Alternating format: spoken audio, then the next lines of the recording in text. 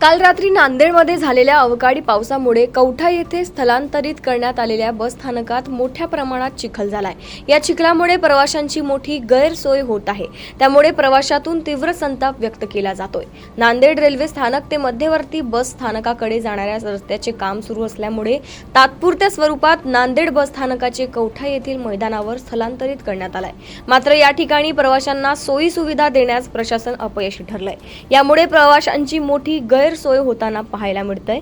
याचा आढावा घेतलाय नांदेडवरून आमचे प्रतिनिधी पवन जगदंबार यांनी। काल रात्री नांदेडमध्ये झालेल्या अवकाळी पावसामुळे शेती पिकाचं मोठ्या प्रमाणात नुकसान झालं आहे।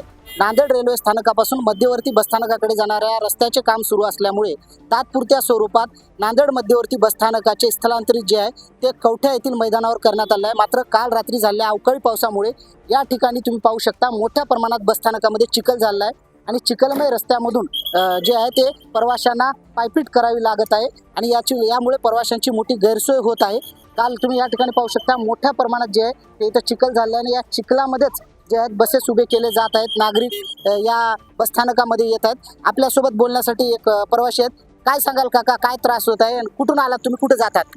मी हिमायतनगरहून आलो नांदेडला आणि आता इथं जर बस स्टँडला उतरलं जुन्या बस स्टँडला इथपर्यंत यायला आम्हाला 60-70 रुपये लागायला लागले एका माणसाला। आणि इथं आज उद्या पाहुणे परिस्थिती वाढली, पाऊस वाढला तर इथले बस स्टँड बंद व्हायच्या मागा लागेल आणि पाऊस जास्त झाला आता 12 गाड्यामध्ये येणार आहेत। आता आम्हाला जायसाठी अवघड व्हायला लागले, मध्ये जायला 60-70 रुपये लागतात। त्याच्यामुळे आम्ही परेशान आहोत आणि बस स्टँड ताबडतोब तिथं चालू व्हायला पाहिजे।